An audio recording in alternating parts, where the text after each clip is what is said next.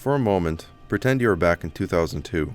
Star Wars Episode 2, Attack of the Clones, just came out, and you watched it for the very first time. I would have been 7 years old at the time. I'm not exactly sure what age I was when my dad introduced me to Star Wars, but at that time, Episode 2 was the latest and greatest the Star Wars universe had to offer.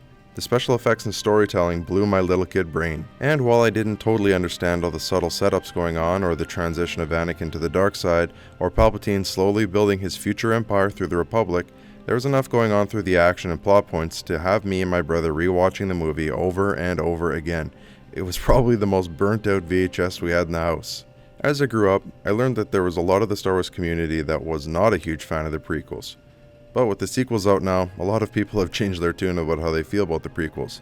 But to me, I've always cherished the prequels as much as I did the OT. I recently rewatched the prequels with as much of an unbiased view as possible, to watch it again with fresh eyes and see just what it is that makes me love Episode 2 so much. Here's what I realized. I could start breaking down the movie itself and why I think certain scenes are amazing or how clever the plot is. I could talk about the relationship between Anakin and Obi-Wan or how cool the clones are, but that still isn't it. When I was young and submerging myself into the Star Wars universe, I would watch Episode 4, 5, 6, 1. There was no Episode 3 to bridge the movies. It was so up in the air what could possibly happen after Episode 2. I was too young to read the books or try to learn from Star Wars legends. Episode 1 and 2 just felt like a separate universe from 4, 5, and 6. And with Episode 2 being the newest and most recent movie, that was the Star Wars universe I lived in, for the time. A world where the Jedi Order and the Republic worked hand in hand in creating order in the vast universe. Coruscant was just like Earth, packed full of population, different levels of poverty, riches, and status.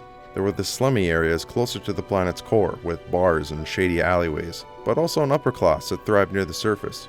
Not that hard to understand as a child. Easy to relate Earth to this. Now, whenever I watch Episode 2, I can't look at the Jedi Temple without remembering the fact that in the next movie, one of the most gruesome massacres of all time happens.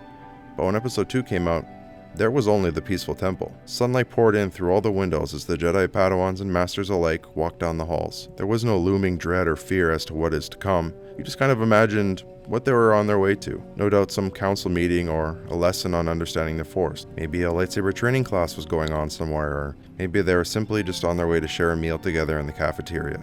It was a warm place that was full of children and adults alike, committed to a life of peace. You can just imagine all the different rooms full of people going about their day-to-day business in the Jedi Temple. One of my favorite parts of the movie isn't an action scene. It isn't emotional or heart-racing. It's when Obi-Wan's walking around in the temple. He's discussing things with his fellow Jedi, visiting Master Yoda, who is giving a group of Padawan a lesson. I love when he visits the Jedi library and archives and casually uses the database to look for a planet. The movie subtly grows the Star Wars universe by showing us just how vast the archives are, and just how massive the universe itself is through various maps of the charted and uncharted universe. You can just imagine the thousands of years of wisdom and information that's packed into this room. So much of the Star Wars universe that we don't know, but we know exists in there. That has never been talked about, but we know it's there. I love the scene where Obi-Wan is entering the room and Yoda's teaching the kids some lesson on the Force, and then Yoda decides to embarrass Obi-Wan and tells the kids that he lost a planet. It's just so wholesome. There is a time of peace, a time when Yoda's in a good mood. He's really pleasant in this scene, and it's just really nice to see. When I was a kid, I wish that I was in that class. I wish that Yoda was my teacher. This was the universe that I wanted to live in.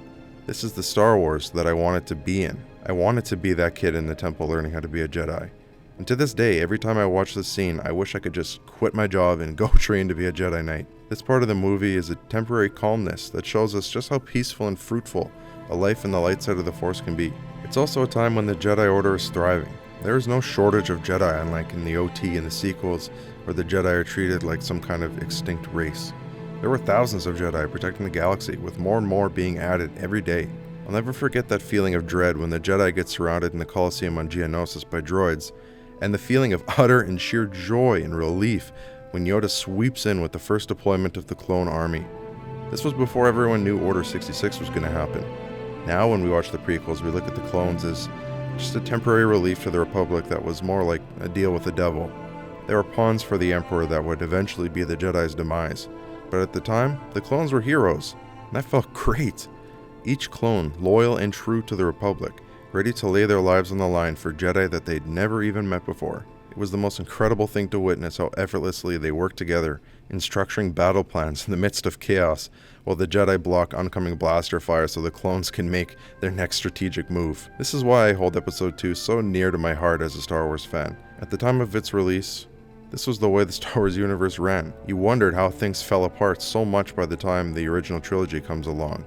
The Jedi were plentiful and strong, they had a fresh new army. The Republic just felt unstoppable.